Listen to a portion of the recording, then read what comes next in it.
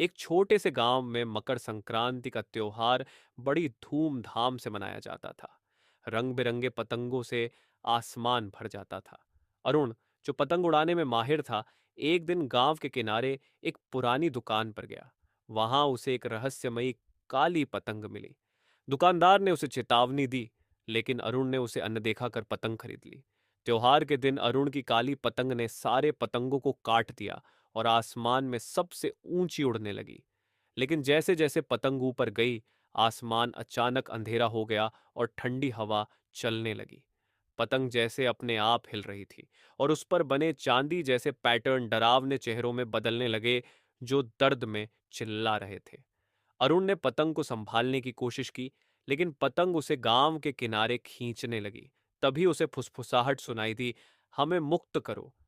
गांव की एक बूढ़ी महिला ने यह देखकर चिल्लाया, यह वही शापित पतंग है, इसे छाया पतंग कहते हैं, जो आत्माओं को फंसा लेती है।